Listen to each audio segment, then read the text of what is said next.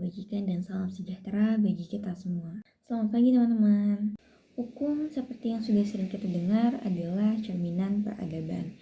Dalam setiap interaksi ekonomi dan sosial masyarakat modern, ada satu pilar yang menjadi tulang punggung, yaitu hukum perdata.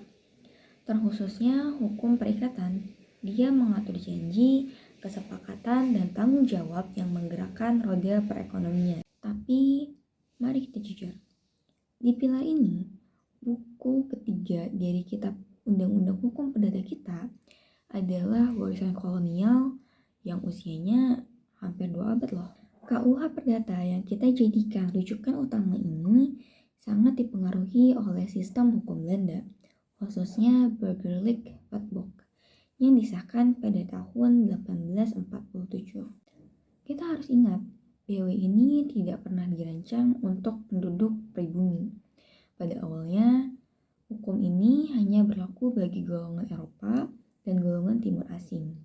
Sementara pribumi memiliki sistem hukum yang berbeda. Meski setelah merdeka, ia tetap berlaku agar kepastian hukum tidak terhenti. Realitanya adalah kita masih menggunakan kerangka hukum yang sudah sangat tua. Sejak diberlakukannya, sejumlah ketentuan di dalamnya sudah tidak berlaku lagi. Ada yang dicabut dari peraturan nasional, ada yang disisihkan dari jurisprudensi hakim. Nah, akibatnya hukum perdata kita kini tersebar, tidak lagi utuh dalam satu kitab.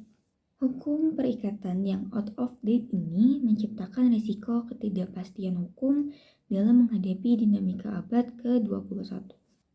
Perkembangan teknologi, era digital, dan transaksi lintas batas telah melahirkan bentuk-bentuk kontrak dan perikatan baru, seperti e-commerce, badan hukum, dan skema pembiayaan inovatif. Hal ini seringkali tidak terakomodasi secara memadai dalam kerangka hukum lama. Konflik ini memicu dua tantangan besar yang harus kita hadapi. Pertama, ketidakpastian hukum. Kurangnya regulasi yang adaptif membuat sengketa modern sulit diselesaikan dengan adil dan efisien. Ini secara langsung menghambat iklim investasi dan bisnis di Indonesia. Yang kedua, kesenjangan keadilan.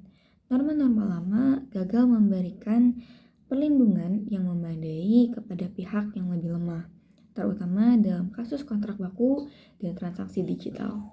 Nah, oleh karena itu, pembaruan hukum perikatan, khususnya KUH Perdata, melainkan sebuah keniscayaan konstitusional dan ekonomi bangsa. Pembaruan yang kita butuhkan harus berangkat dari paradigma baru yang mampu menjawab tantangan digitalisasi dan globalisasi, sambil mengintegrasikan nilai keberlanjutan dan tanggung jawab sosial. Tantangan utamanya adalah menemukan titik keseimbangan antara tradisi dan modernisasi. Kita harus memastikan hukum perdata nasional tidak hanya relevan dan modern, tapi juga adaptif di tingkat global, yang berarti integrasi global mengintegrasikan prinsip-prinsip hukum kontrak internasional seperti yang terdapat dalam Unitary Principle of International Commercial Contract. Kemudian ada akomodasi syariah yang memastikan asas-asas hukum perikatan Islam terakomodasi dan disinkronkan, karena prinsip syariah dapat diakui sepanjang tidak melanggar larangan. Kita harus menghindari kesan bahwa semua hukum perikatan hanya bersumber dari hukum barat. Selanjutnya juga ada harmonisasi adat yang mengharmonisasi hukum perdata adat yang bersifat dinamis dan mencerminkan rasa keadilan masyarakat.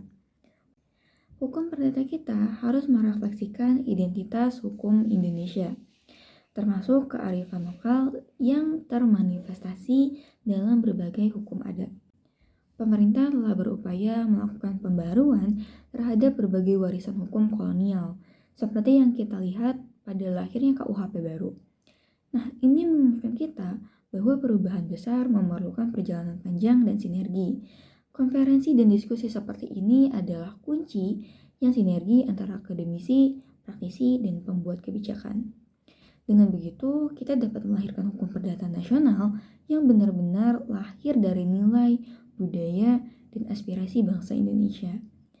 Mari kita jadikan momentum ini untuk membangun fondasi hukum perdata yang kokoh, modern, dan mencerminkan jati diri bangsa.